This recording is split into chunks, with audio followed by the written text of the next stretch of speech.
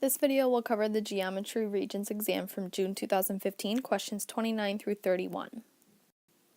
Number 29 is the first 2-point question, and it says, the measures of the angles of a triangle are in the ratio of 5 to 6 to 7. Determine the measure in degrees of the smallest angle of the triangle. So when we have ratios, we always attach x. So we have 5x, 6x, and 7x. Because these are angles in a triangle, we know that they can sum to 180. So we're going to put plus signs and equals 180. So when we sum those x's together, we get 18x equals 180. Solve for x, and we get x equals 10. Because we're looking for the smallest angle is represented by the 5x. So we have 5 times 10 to give us a value of 50 degrees. Smallest angle is 50 degrees. Number 30 says triangle ABC has vertices A, B, and C. The image of ABC after the transformation lowercase r, and then we have that y equals x. This means reflection over the line y equals x. If we were to graph the line y equals x on our paper, that would be the line that goes through the origin 0, 0, and has a slope of 1 over 1, meaning it goes up 1 over 1, up 1 over 1, up 1 over 1. So that beautiful diagonal right there. And so what you could do is plot triangle ABC and then try to reflect it over it. It does get a little bit tricky because it's not an easy reflection to do on a diagonal line. But there's a nice easy rule.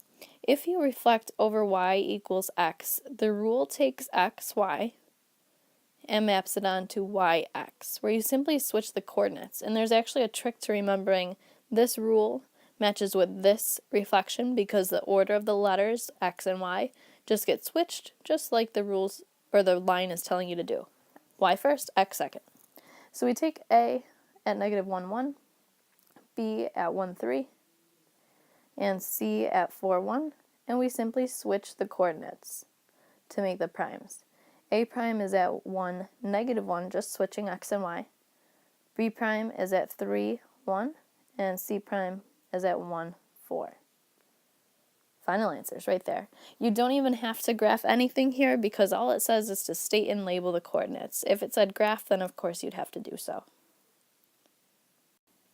Number 31 says, as shown in the diagram below, a right circular cone has a height of 12 and a radius of 5. Determine in terms of pi the lateral area of the right circular cone. Now, lateral area of a right circular cone can be found on your reference sheet. The LA lateral area is equal to pi RL, where L is the slant height. Not sure why they came up with L for the word slant height, but they did. And slant height is actually this piece here, the edge of the cone that's slanted, and it's representing some type of height. So now, as you can see in this picture, we actually have a nice right triangle. They show you the right angle. Sometimes they do, sometimes they don't.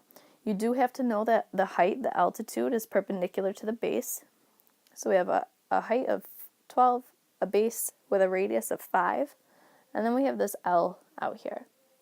So before we can use the lateral area formula, we actually have to find L, the slant height.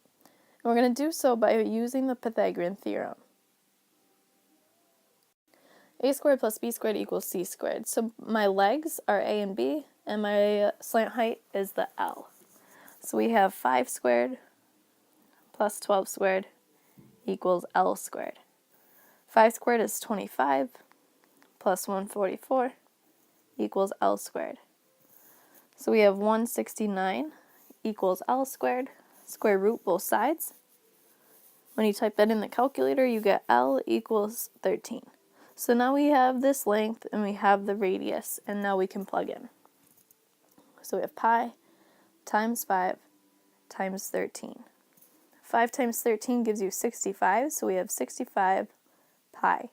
Now because it says in terms of pi, that means leave the pi there, don't do anything further. That's your final answer, 65 pi.